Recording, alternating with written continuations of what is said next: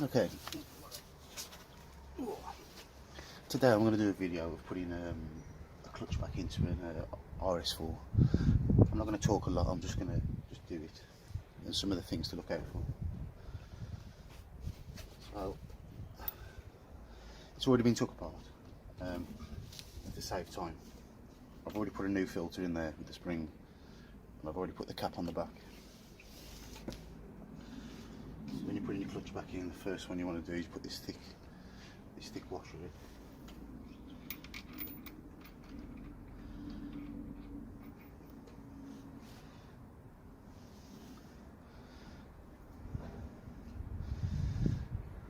Then you put your basket in.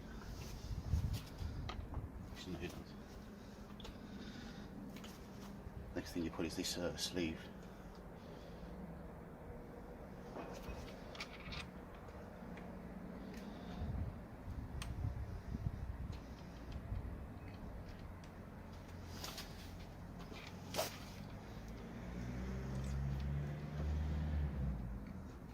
The sleeve can be quite tight.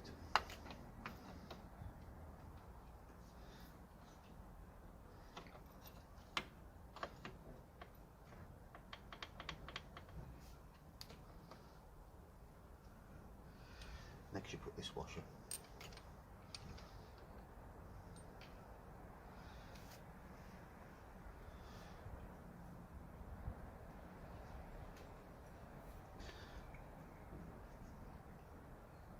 Next you put the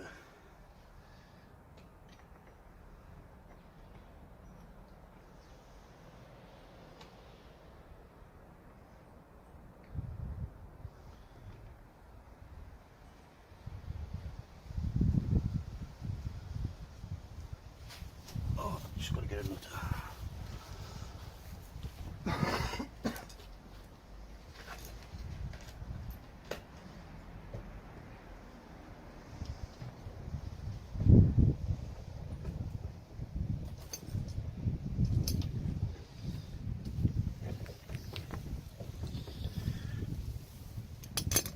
The washer that goes on the front here, it's like this special retainer one.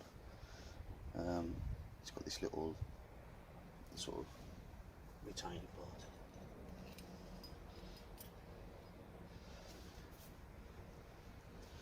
Put that in there. Put the nut on, make sure the oil part's on the back.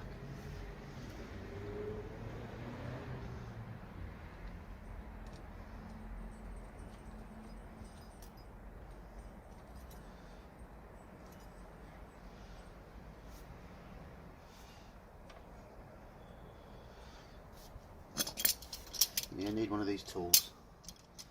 I advise getting one of these tools because if you try and undo this or tighten this up, you'll break these off without using one of these.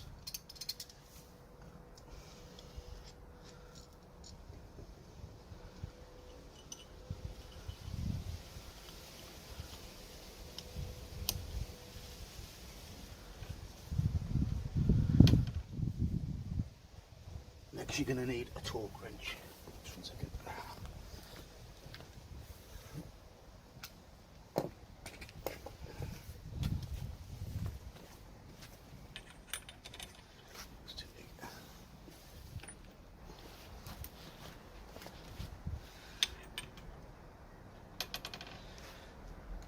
On this model it's a 19mm. You need to set this to between 35 and 45 Newton meters. I like to be on the tighter side, so it's 45.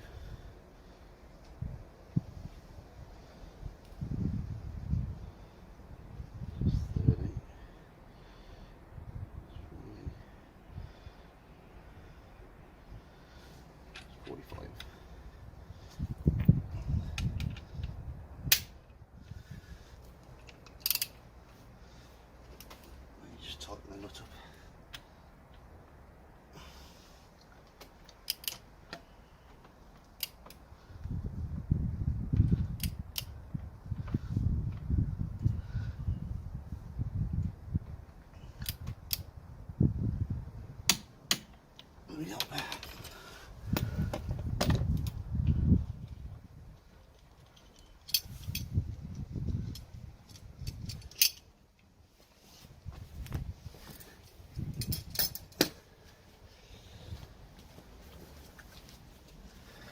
And you need to get something to like turn this washer over, like turn the ends over so it locks the nut into, so it doesn't come undone.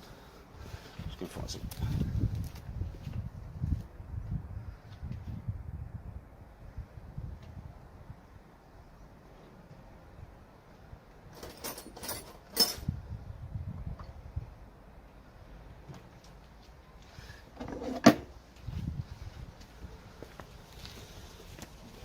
I've got a blunt chisel, not ideal, but it will do the job.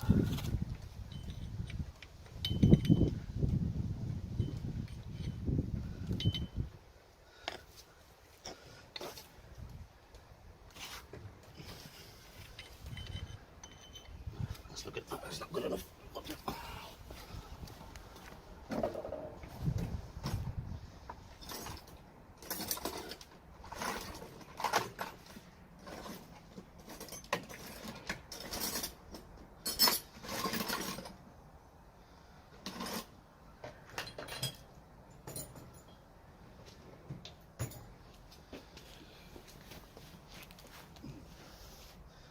Try and use this instead. Quite awkward to get into, this is.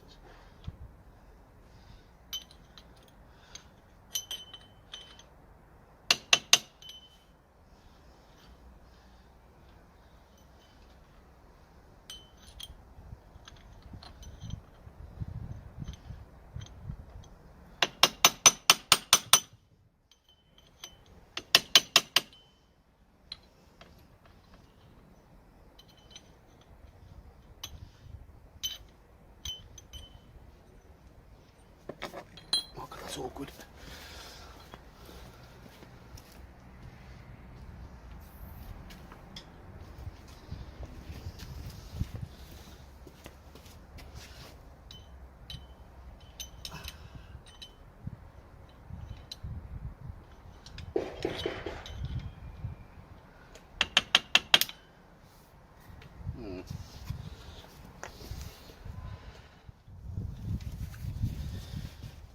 Okay, once you've managed to bend that over, you start putting your pressure plates in. What you want to do, you want to get your verniers on here, make sure that there's enough material still left on them. I'm not 100% sure what it is, but I think it's 2.8mm for them. It's about 1.2mm for them. I think you'll have to refer to the book to find out exactly what it is. When you put them back in, you start off with a pressure plate.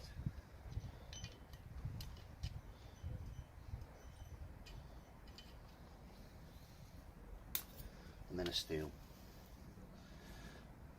What you should do as well with your steels, before you put them back in, put them on a piece of glass to make sure that they're straight. Because if you've got any bend in them, the clutch will slip.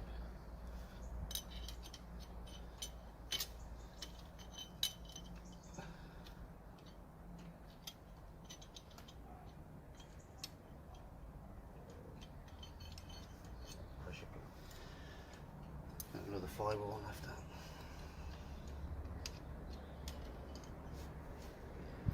Another steel.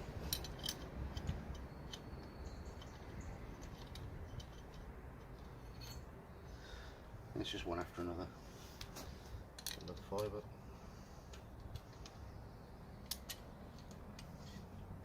Another steel.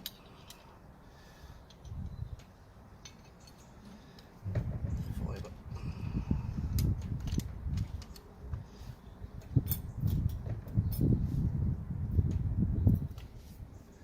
The steel.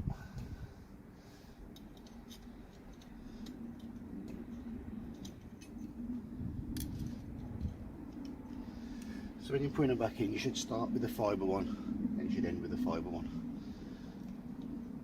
If you don't do that, then it's so much wrong. And then when you put your pressure plate back on, you'll notice on the basket there's like a mark, and the mark will line up with the one. It'll be the circle with the groove directly in the middle of it. I think it's that one.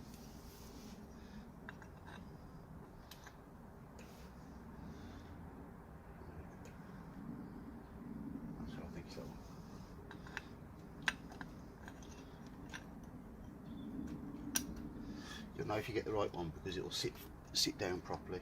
If you get the wrong one, I'll show you. If you put it on the wrong one, it'll sit up proud like that, and you won't be able to push it in. So when you've got the right one, it doesn't. Next you put your springs in. Same again, get your calipers on these, and there is a measurement. It'll be in your book. Make sure it's in that tolerance level.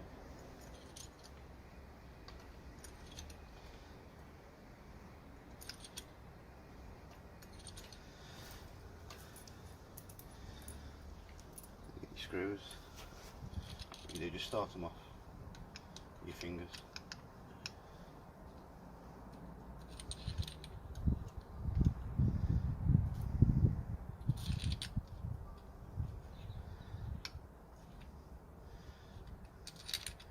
I can't stress this now with these too much. Do not over tighten these, because you will snap them.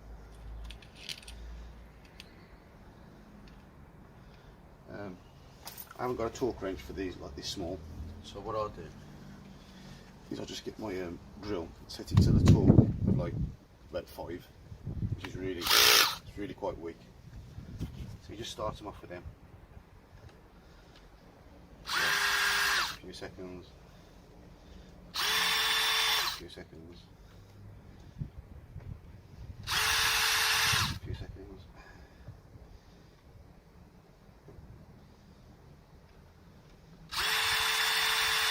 Few seconds. You notice I was doing it like a crisscross pattern. I was getting my word out today. I don't think it really matters too much, but they reckon if you stress it too much, it can warp. I don't think you can. It's best to do it anyway. Once you've done that, then like just finally tighten them off, put it on the 5.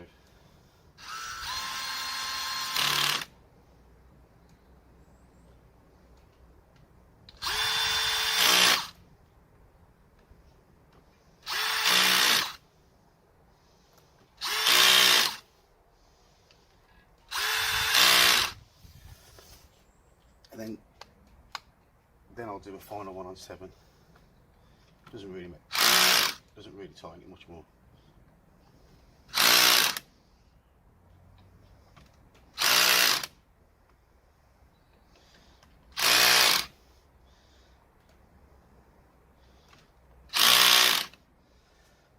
There we go. Now that's all done. That's the clutch in.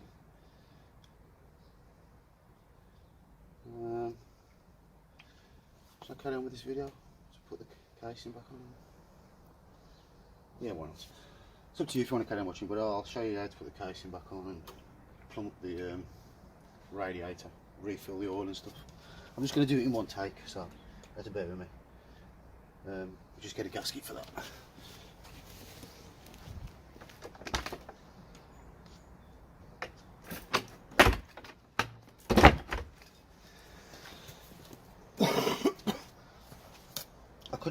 I could have reused the gasket that I took off there, but I have got a new one, so I might as well put it on.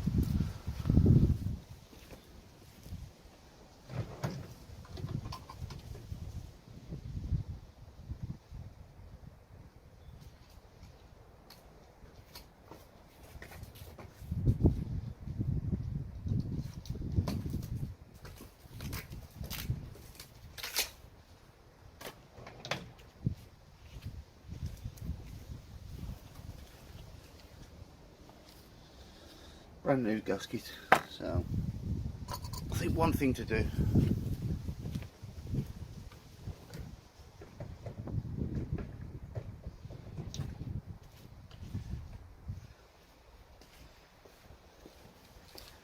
just make sure all the surfaces are really clean before you put it on. So just give it once over.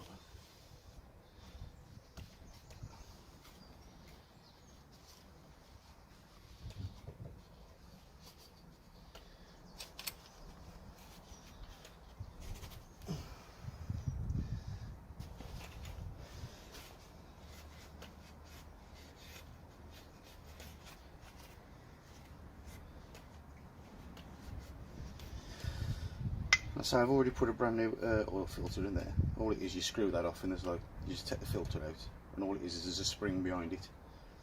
You just put the spring in the hole. Not sorry, the spring's in front of it actually. You just put the filter in and put the spring behind it, which holds it in place. It's simple.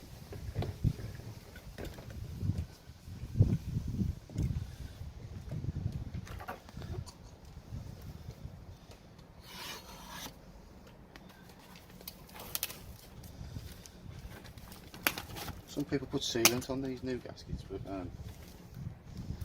don't bother.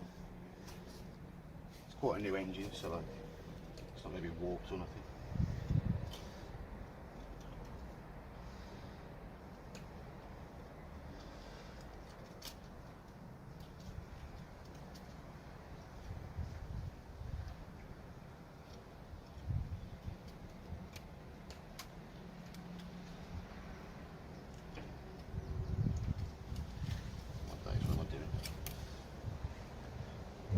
Put it on the wrong way around.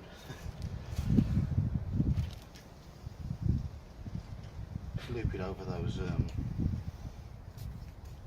Oh, one quick thing before I put this back on. What I noticed with mine when I took it apart, there's two little dots on the balancing cog that attaches to your shaft drive. There's two dots on each cog, and they should line up when you spin it round. They should line up with each other. Well, when I took mine apart, they didn't. There was about 3 or 4 teeth out, which I suspect why it's not been performing 100%. It seems to struggle quite a bit when you get into top gear. So hopefully now that I've lined them back up, it should perform better. We'll soon see once I get it all back together. Right, let's get that put on.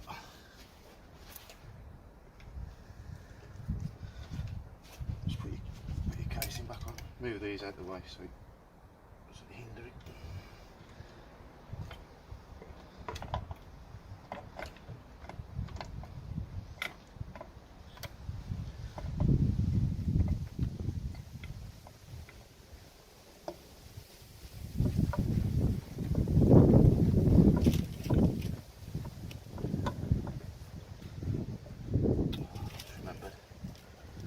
When you put the casing back on,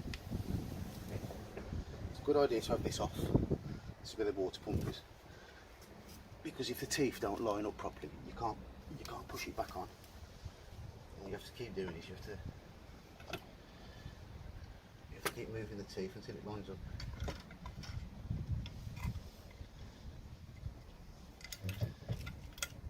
This gets in the way a bit as well.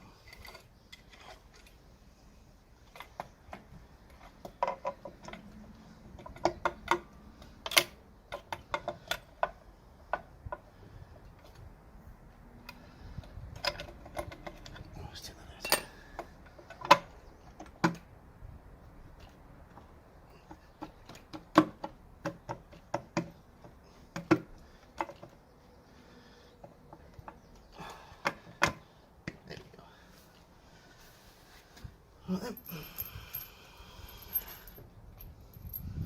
And then just put all your nuts in. On this bike, they're all the same length, but on some bikes they can be different. So it's probably good to get a piece of cardboard, stick them in to make a reference to which nut was in which hole. Let's say with this one, it's all the same.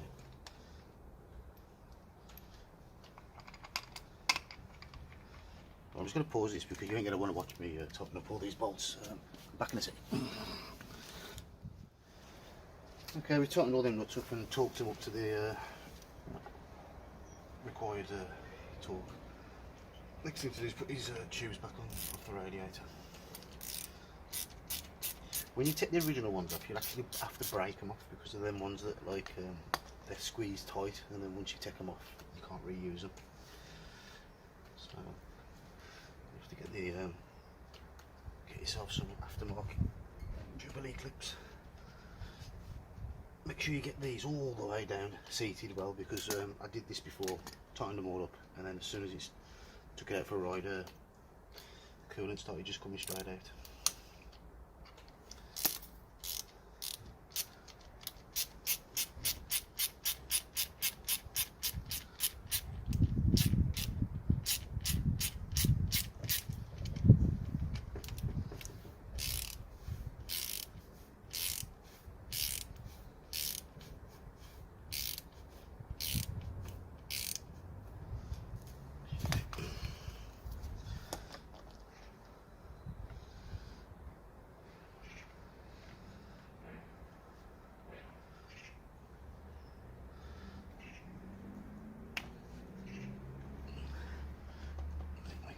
Make sure it's down as far as possible.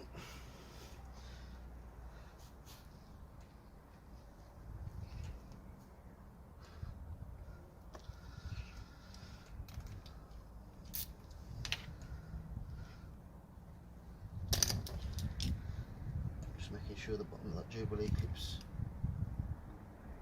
down far enough. There we go.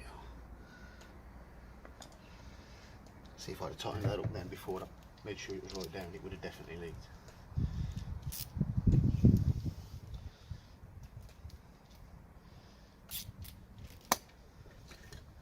can use a screwdriver to tighten these up.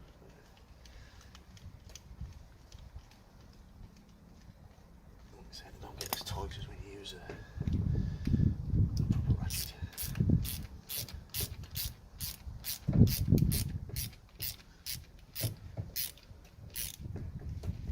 That's that out of the way.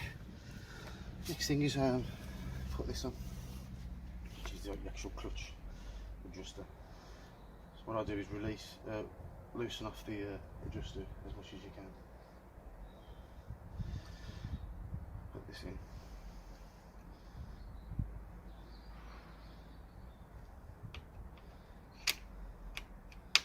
So it'll drop down.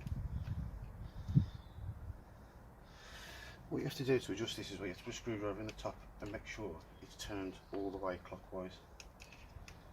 That's fully engaged then.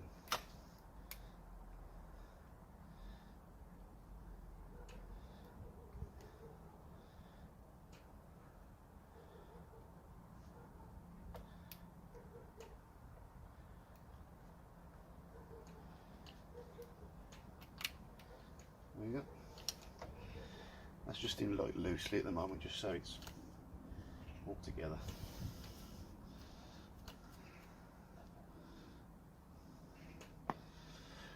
When I flushed out the radiator as well, I made sure I flushed out the reserve tank as well, because you don't really want to be mixing different antifreezes together, because they have different properties in each one and they can react with each other. 1 second, I just got to tighten that.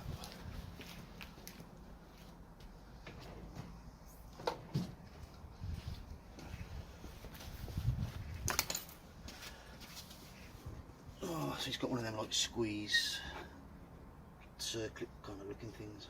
Cool. Actually, it's probably better to just take this off.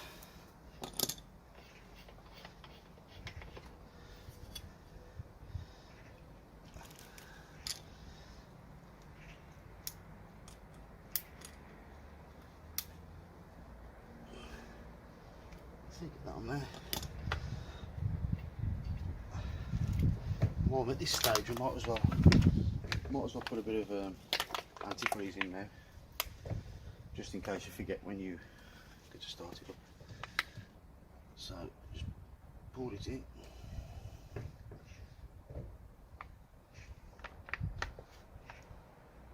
Probably better if you had a funnel to do this, but I ain't got one.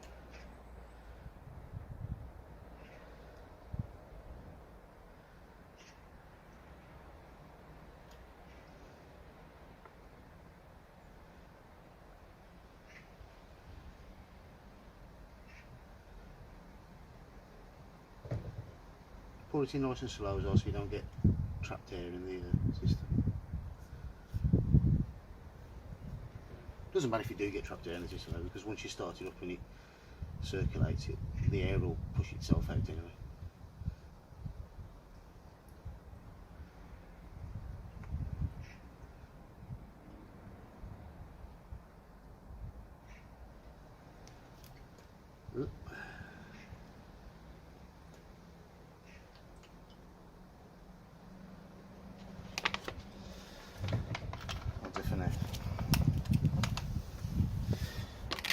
Well, that's it now. I mean, there's no point in carrying on really, to be honest. What you do now is fill the oil up. What I do, because the case has been completely off, I just put 1 litre on, 1 litre in, start it up, let it run for about 5 minutes. and then just check the level, and as long as it's in the recommended markings, you want it about halfway, and you're fine. Anyway, oh, this is, if you was trying to do something like this, then you could watch this and think, oh yeah, I get a rough idea how to do it now. Apart from that, this video is terrible. I don't do these. I can fix them, but I can't do YouTube.